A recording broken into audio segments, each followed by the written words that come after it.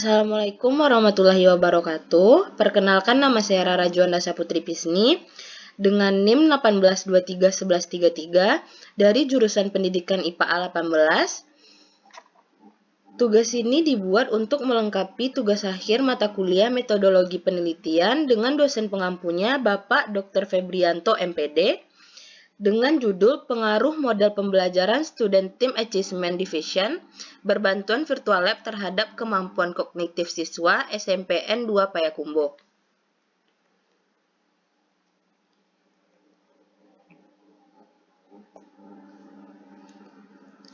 Yang pertama, pendahuluan, di mana ada latar belakang masalah.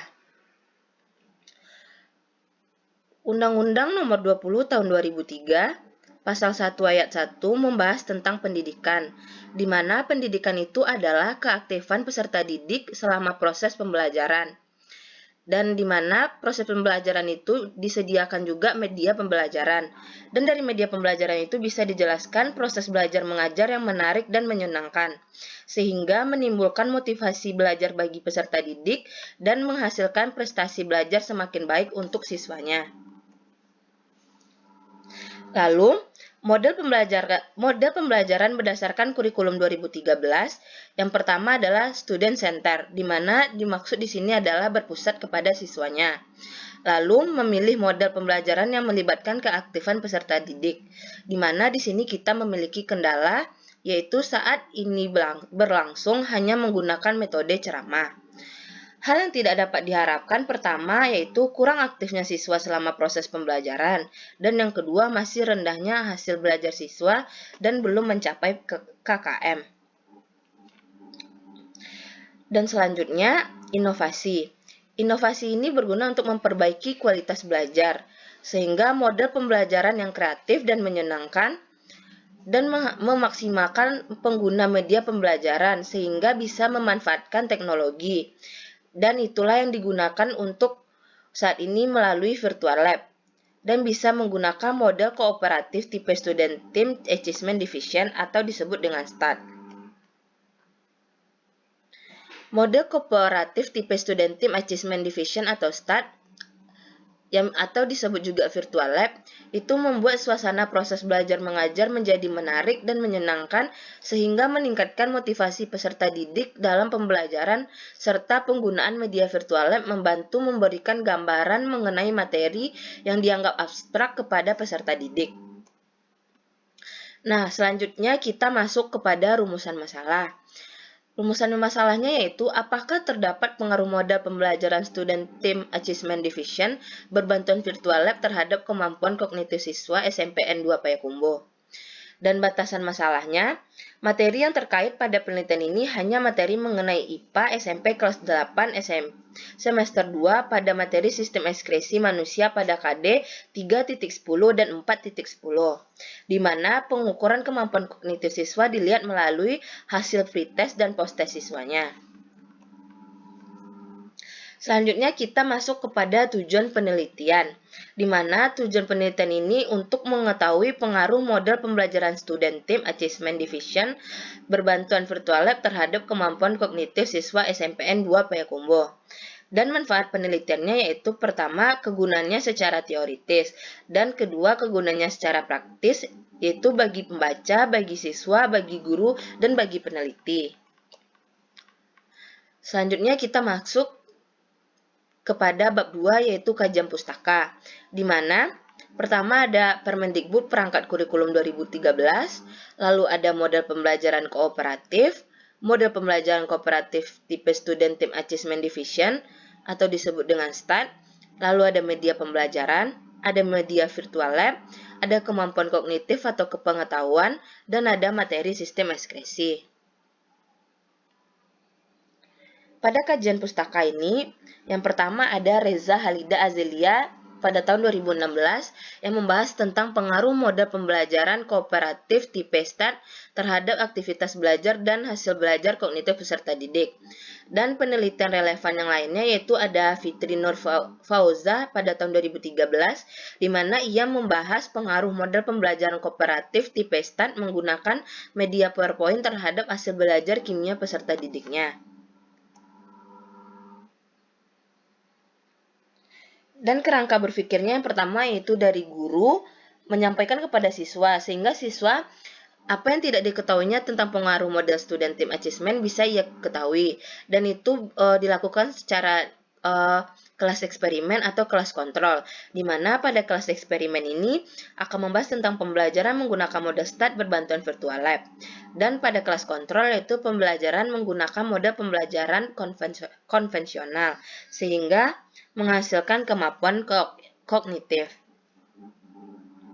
Dan hipotesisnya itu terdapat pengaruh model pembelajaran student team achievement division berbantuan virtual lab terhadap kemampuan kognitif siswa SMPN 2 Payakumbuh.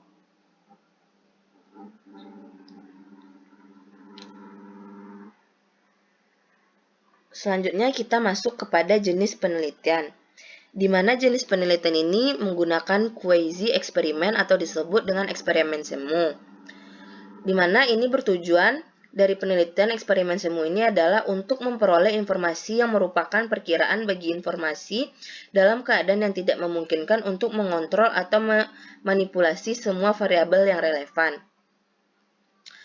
Rancangan penelitiannya yaitu Randomized Control Group Pretest Post-Test Design, di mana seperti inilah rancangannya. Dari kelas itu melakukan eksperimen dan kontrol, di mana X yang dimaksud itu adalah pembelajaran yang menggunakan model STAT berbantuan virtual lab. Dan pada huruf Y itu adalah tes awal yang diberikan pada kelas eksperimen dan kelas kontrol. Dan T itu adalah tes akhir yang diberikan pada kelas eksperimen dan kelas kontrol. Selanjutnya masuk pada populasi dan sampel, di mana populasi di sini adalah siswa kelas 8 di SMPN 2 Payakumbuh, dan sampelnya metode sampling purposive yang terdiri dari 2 kelas sampel. Dan selanjutnya variabel penelitian. Yang pertama ada variabel bebas. Variabel bebasnya yaitu model student team achievement division STAT berbantuan virtual lab, dan variabel terikatnya yaitu kemampuan kognitif siswanya. Selanjutnya data penelitian. Datanya adalah data kompetensi dari aspek pengetahuan yang diperoleh melalui kegiatan pretest dan posttest. Jumlah soal yang dilakukan yaitu 25 soal objektif dan 5 soal esai. Baik, cara prosedur penelitiannya. Pertama, tahap persiapan. Dari tahap persiapan itu mempersiapkan proposal penelitian, lalu penetapan jadwal dan tempat penelitian. Setelah itu mengurus surat izin observasi dan melakukan observasi ke sekolah. Lalu kita menemukan masalah. Setelah menemukan masalah, kita melakukan bimbingan proposal. Setelah melakukan bimbingan proposal, kita melakukan seminar proposal, lalu mengurus surat izin penelitian. Setelah kita mengurus surat izin penelitian, kita mempersiapkan perangkat pembelajaran, sehingga bisa kita mempersiapkan instrumen penelitian. Setelah itu, kita akan melakukan perbaikan di mana itu kita telah melaporkan pada pembimbing kita. Lalu, setelah melakukan perbaikan, kita akan melakukan uji validitas soal, dan setelah melakukan uji validitas soal, kita akan melakukan uji coba dan reliabilitas soalnya, lalu penyusunan kembali kisi-kisi soalnya. Dan setelah tahap itu, pertama kita melakukan tahap persiapan di mana ada 2, yaitu kelas kontrol dan ada kelas eksperimen. Setelah kita melakukan kedua itu, kita bisa melakukan pretest dan protest. Dan kita setelah itu bisa melakukan pada tahap penyelesaian, di mana setelah kita melakukan tahap penyelesaian, kita bisa menganalisis data dan melakukan pelaporan. Dan selanjutnya instrumen penelitian. Yang pertama, instrumen penelitian itu adalah soal pretest dan posttest, lalu jumlah soal 25 pilihan ganda dan 5 soal esai, dan 1 angket. Analisis datanya.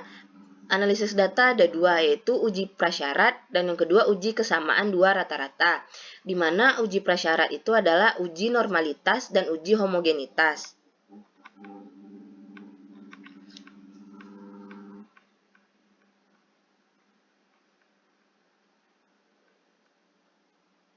Dan selanjutnya, uji kesamaan 2 rata-rata yaitu uji T. Mungkin cukup sekian presentasi dari saya. Jika ada salah dan janggal mohon maaf. Akhir kata, Assalamualaikum warahmatullahi wabarakatuh.